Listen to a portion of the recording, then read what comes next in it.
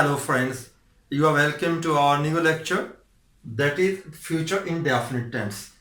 मैं आपको अपने अगले लेक्चर फ्यूचर इंडेफिनिट टेंस में खुशामदीद कहता हूं। तो दोस्तों ये future indefinite tense future tense का पहला एस्पेक्ट है। तो आइए सबसे पहले इसके स्ट्रक्चर पे बात करते हैं। सबसे पहले अफर्मेटिव सेंटेंस जो मुस्बत फिक्रा है। अफर्मेटिव सेंटेंस जो स्टेटमेंट्स होती हैं वो कैसे बनती हैं। तमाम सब्जेक्ट्स के साथ विल लगाएंगे और वर्ब की फर्स्ट फॉर्म लगाएंगे।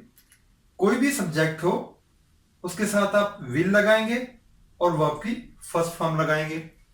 I will go, we will go, you will go, they will go, boys will go and so on. तो विल जो है ये मॉडल वर्ब है, इसको मॉडल ऑक्सिलरी भी कहते हैं।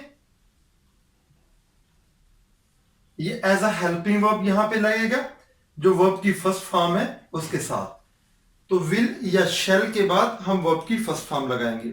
हम शेल को आई और वी के साथ फॉर्मल लैंग्वेज में इस्तेमाल करते हैं जो बहुत ज्यादा फॉर्मल होती है।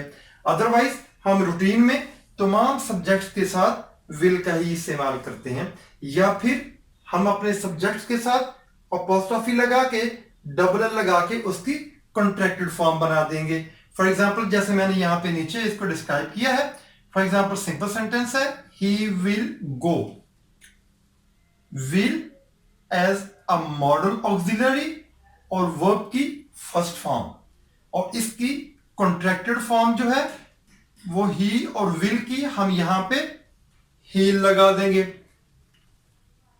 हील गो वो जाएगा, आइल गो मैं जाऊंगा, विल गो हम जाएंगे, यू विल गो तुम जाओगे, दे विल गो वो जाएंगे, बॉयज विल गो लड़के जाएंगे।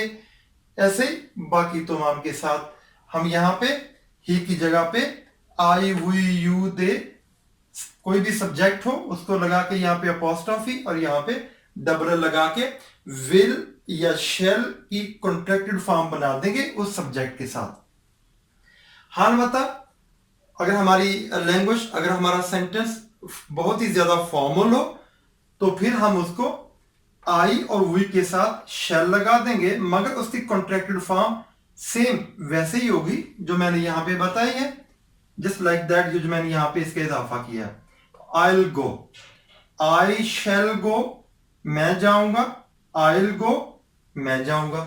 सेम ही बात है, यहां पे सब्जेक्ट के साथ डबल एल को हम उसकी कॉन्ट्रैक्टेड फॉर्म बना के अपॉस्ट्रोफी के साथ मिला के बना देंगे।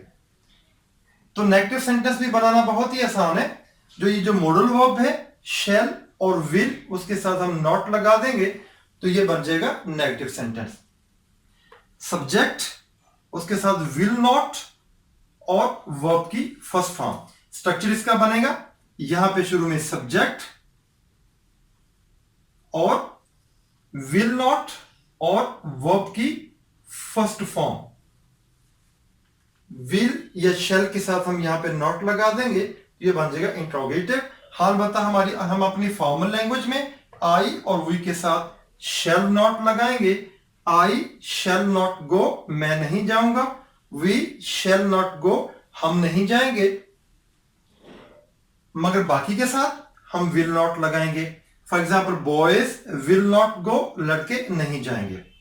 अगली बात करते हैं विल नॉट और शेल नॉट की कॉन्ट्रैक्टेड फॉर्म हम वॉन्ट या शांट भी लगा सकते हैं।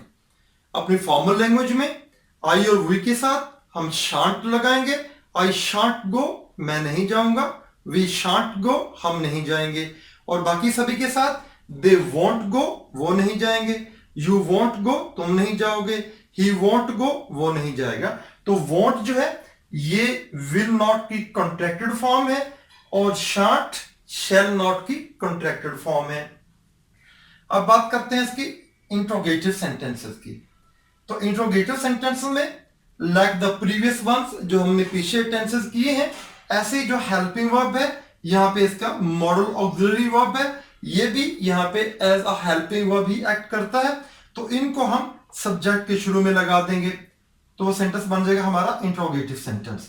For example shall I go क्या मैं जाऊंगा, शैल वी गो, क्या हम जाएंगे? विल यू गो, क्या तुम जाओगे? विल दे गो, क्या वो जाएंगे? ऐसे ही बाकी तमाम सब्जेक्ट के साथ ये सेम स्ट्रक्चर रहेगा इसका इंट्रोगेटिव सेंटेंस का।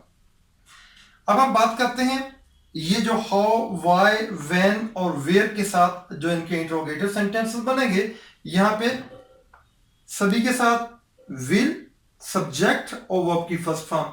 ये जो सेंटेंस है ये ऑलरेडी इंट्रोगेटिव सेंटेंस है जो हमने इसकी बात यहां पे की थी। ठीक है, will you go, will you go, तो विल से पहले हम ये वर्ड्स लगा देंगे, ये जो इंट्रोगेटिव वर्ड्स हैं इनमें से कोई एक लगा देंगे तो वो बन जाएगा उसका interrogative sentence. For example, how will you go, आप कैसे जाएंगे? वाई विल यू गो, तुम क्यों जाओगे?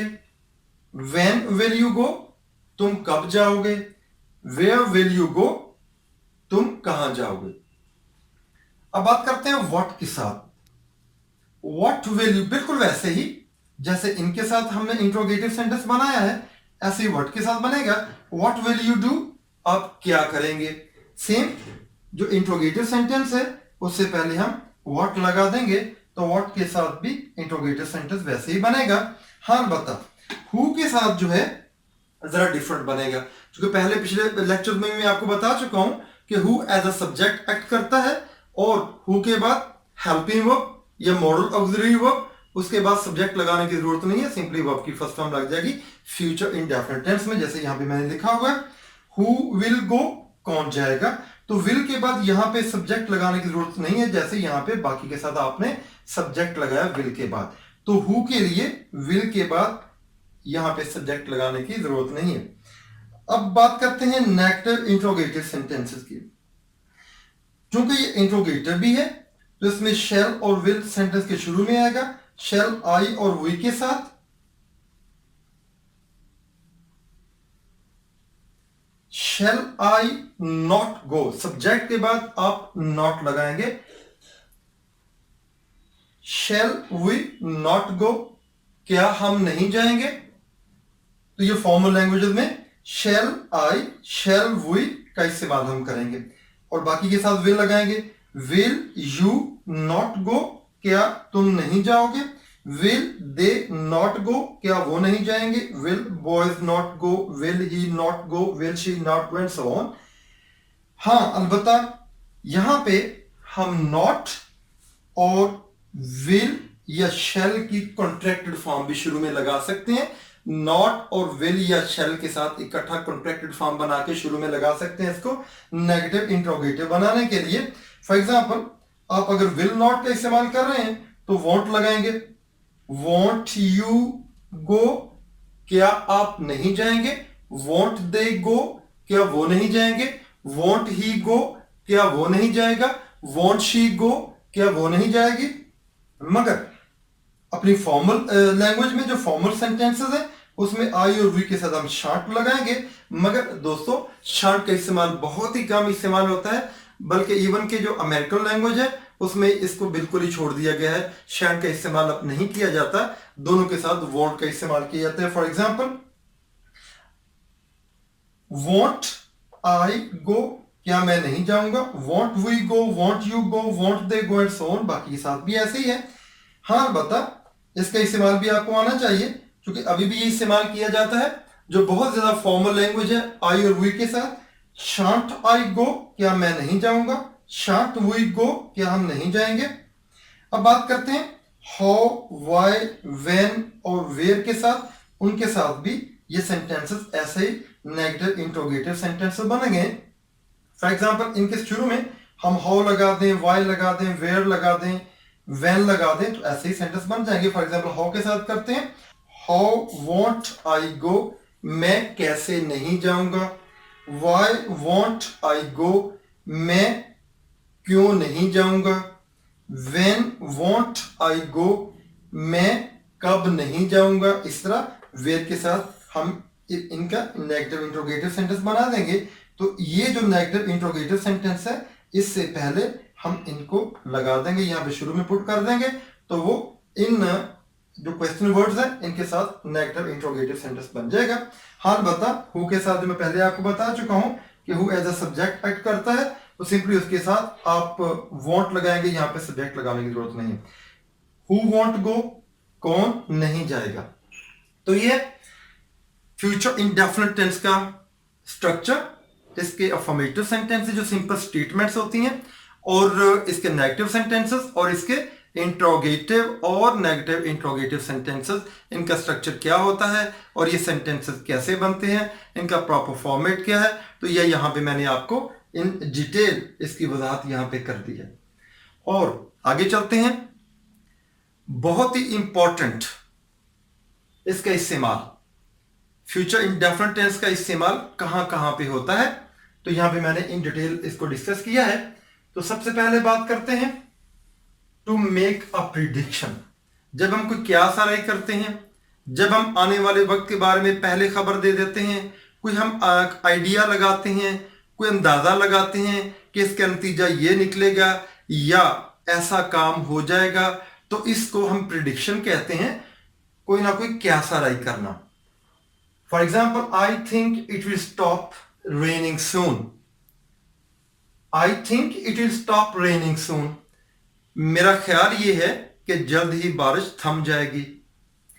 अब जो इट विल है, इसको आप ऐसे भी कॉन्ट्रैक्टेड फॉर्म में भी लिख सकते हैं, और अमूमन ऐसे ही लिखा जाता है। स्पेशली जो फ्यूचर टेंस है, इसमें जो डबल एल है, इसकी कॉन्ट्रैक्शन में ही, यानी इसकी कॉन्ट्रैक्टेड फॉर्म में इसको लिखा जाता है। I think it will stop raining soon, मेरा ख्याल है कि जल्द ही बारिश होना रुक जाएगी।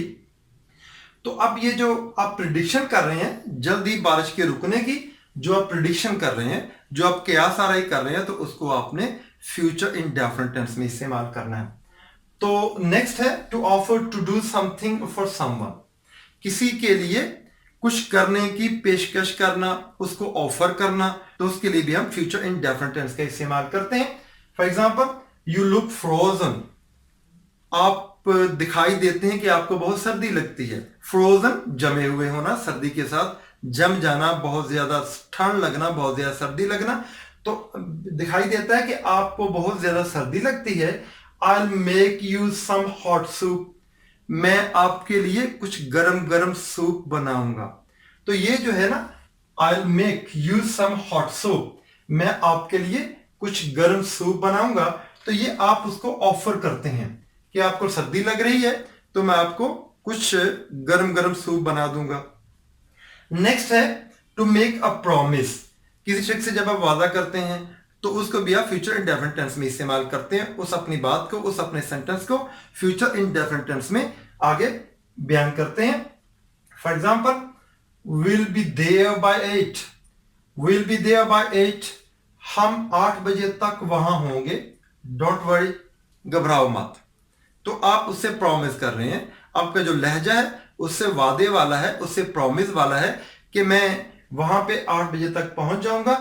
डोंट वरी, आप परेशान मत हो। नेक्स्ट है to describe a decision you have just made, किसी ऐसे फैसले के बारे में जो अभी अभी आपने बनाया है, जो अभी अभी आपने किया है, तो उसके बारे में किसी को आगाह करना, किसी को बताना, उसको भी आप फ्यूचर इंडेफिनिट टेंस में इस्तेमाल करते हैं। For example, I'll buy a wristwatch for her birthday, मैं उसकी सालगिरह के लिए कलाई की घड़ी खरीदूंगा। तो ये आप ऑलरेडी डिसाइड किया हुआ है, आपने डिसीजन लिया हुआ है कि मैं उसकी सालगिरह पे ये काम करूंगा, ये फलां चीज खरीदूंगा। तो कलाई की घड़ी खरीदने वाला फैसला जो है वो आप करेंगे उसकी सालगिरह के लिए। तो ऐसे next, they leave for Karachi tomorrow, वो कल कराची के लिए रवाना होंगे। तो ऑलरेडी ये उनका डिसीजन है कि वो कराची के लिए कल को रवाना होंगे। तो किसी डिसीजन के लिए भी आप फ्यूचर में कोई सेंटेंस आपने कहना है, फ्यूचर की किसी बात को, फ्यूचर किसी एक्शन को बयान करना है, तो उसको भी आपने फ्यूचर इंडेफिनिट टेंस में करना है। नेक्स्ट है थिंक, बी विल के साथ इस्तेमाल होता है अक्सर जगहों पे, जब हम I think, you think, we think के मानों में, तो भी आप subsequent part of the sentence, जो सब्सिक्वेंट एक्शन है, उसको भी आप फ्यूचर इंडेफिनिट टेंस में करते हैं। मिसाल के तौर पे यहां पे मैंने सेंटेंस लिखे हैं, I think that we'll have enough food for the party. मेरा ख्याल ये है कि हमारे पास पार्टी के लिए काफी खाना होगा। तो ये थिंक के साथ आप फ्यूचर इंडेफिनिट टेंस का इस्तेमाल करते हैं। हाँ बता, यहां पे जो दैट है इसको आप लेफ्ट आउट भी कर सकते हैं, इसको आप छोड़ भी सकते हैं, इसके बगैर भी सेंटेंस सही होगा। दैट लगाने से भी सही होगा, इसके बगैर भी सेंटेंस सही होगा। I think will have enough food for the party. मेरा ख्याल ये है कि पार्टी के लिए हमारे पास काफी खुराक या काफी खाना होगा। या I think that will have enough food for the party, तो दैट के साथ भी ये सेंटेंस ठीक है, दैट को निकाल भी दें, then it would be a correct sentence. आगे चलते हैं। आई एम टायर्ड, मैं थका हुआ हूं। I think I should go to bed. I think I will go to bed. मैं थका हुआ हूं, मेरा ख्याल यह है कि अब मुझे बिस्तर पे जाना पड़ेगा, जाना चाहिए, मुझे बिस्तर पे जाना होगा या मैं बिस्तर पे जाऊंगा। ठीक है, तो यहां पे थिंक आयल की जगह पे अब शुड का इस्तेमाल भी कर सकते हैं। आई एम टायर्ड, मैं थक गया हूं। I should go to bed, मुझे अब सोने के लिए बिस्तर पर जाना चाहिए। या I think I will go to bed, मेरा ख्याल है कि अब मैं बिस्तर पे जाऊंगा। तो नेक्स्ट ये बाद में बात करते हैं, पहले जो लास्ट पॉइंट है उसको डिस्कस कर लेते हैं। ये जो वर्ड्स हैं डेफिनेटली, प्रोबेबली, सर्टनली, पॉसिबली, इनके साथ भी आप फ्यूचर इंडेफिनिट टेंस का इस्तेमाल करते हैं। मिसाल के तौर पे यहां पे मैंने दो सेंटेंस लिख दी हैं। The climate will definitely change before then. उस वक्त से पहले पहले, तब से पहले पहले जो क्लाइमेट है, जो मौसम है, वो यकीनी तौर पे बदल जाएगा। ऐसे ही it will probably take 30 minutes to reach there. वहां पहुंचने के लिए गालबन 30 मिनट लग जाएंगे। तो इस तरह बाकी जो वर्ड्स हैं उनके साथ भी आपने फ्यूचर इंडेफिनिट टेंस का इस्तेमाल करना है। तो ये बहुत ही आसान टेंस है। इसका स्ट्रक्चर, इसके तमाम जो दूसरे एस्पेक्ट्स हैं, इनको समझना बहुत ही आसान है। हाँ अलबत्ता ये जो इनका इस्तेमाल है, इनके ऊपर जरा गौर करने की जरूरत है, इनको जरा आपने गौर से देखना है। यहां पे मैंने इस पॉइंट को छोड़ा था, अब इसकी बात करते हैं। शेल का इस्तेमाल खास जगहों पे होता है, जैसे मैंने यहां पे पहले बताया कि शेल का इस्तेमाल जो फॉर्मल लैंग्वेज है वहां पे इस्तेमाल, जो रस्मी बातचीत है उसमें वहां पे हम इस्तेमाल करते हैं। यहां पे शेल का इस्तेमाल है आस्किंग फॉर डिसीजन, किसी का कोई फैसला पूछने के लिए, मेकिंग ऑफर, किसी को पेशकश करने के लिए, और सजेशन या कोई तजवीज करने के लिए, तजवीज देने के लिए हम शेल का इस्तेमाल करते हैं। For example, shall I pick you up और shall we meet at the hotel. Shall I pick you up, क्या मैं आपको वहां से अपनी गाड़ी में पिक कर लूं, या shall we meet at the hotel, क्या हम फिर होटल पे जाके मिलेंगे। तो अब ये देखें, ये जो सेंटेंस है शैल आई पिक यू अप, तो ये आप उसको ऑफर कर रहे हैं। तो आप इस क्लॉज में, सेंटेंस के इस हिस्से में आप उसको ऑफर कर रहे हैं, शैल आई पिक यू अप, क्या मैं आपको वहां से अपनी गाड़ी में बैठा के ले जाऊं, और shall we meet at the hotel, या फिर हम होटल में मिलेंगे। तो ये आप उसको तजवीज दे रहे हैं, आप उससे उसकी तजवीज पूछ रहे हैं, सजेशन। तो एक ही सेंटेंस में जो दो क्लॉजेस हैं उनमें एक आपने ऑफर की उसको, और दूसरे हिस्से में आपने उसको तजवीज दी या उससे उसकी तजवीज पूछी। तो इस तरीके से शैल का इस्तेमाल अपने किसी के कुछ फैसलों के बारे में पूछने के लिए, उसको ऑफर करने के लिए, या उसको कोई तजवीज पूछने या उसकी तजवीज मांगने के लिए हम शैल का इस्तेमाल करते हैं फ्यूचर इंडेफिनिट टेंस में। तो ये बहुत ही आसान है, इतना मुश्किल नहीं है। हाँ अलबत्ता जो कुछ थोड़ी सी कम्प्लेक्सिटीज हैं, जो डिफिकल्टीज हैं, जिनको आप समझते हैं कि ये मुझे दोबारा इनको देखना चाहिए, तो कोई हर्ज नहीं है, आप वीडियो को रिवाइंड कीजिए, बार बार इसको देखिए, बार बार इसको सुनिए। मुझे यकीन है कि आप मेरे इस लेक्चर को लाइक भी करेंगे और इसको अपने दूसरे दोस्तों से शेयर भी करेंगे, और यकीनन आप इसको सब्सक्राइब भी करेंगे। इसको सब्सक्राइब जरूर कीजिएगा, इसलिए कि जब आप इसको सब्सक्राइब करेंगे तो यूं ही आप अपना YouTube का पेज ओपन करेंगे तो आपके पेज के ऊपर मेरी हर नई अपलोड होने वाली वीडियो वहां पे डिस्प्ले हो जाया करेगी। मेरी अगली वीडियो अपलोड होने तक के लिए अपना ख्याल रखिएगा। Take care, all the best. Friends, मैं उम्मीद करती हूँ कि आप हमारे चैनल को शेयर भी करेंगे, लाइक भी करेंगे और सब्सक्राइब तो ज़रूर करेंगे। इससे हमारे वीडियो लेक्चर्स आप तक पहुँचते रहेंगे। Thank you.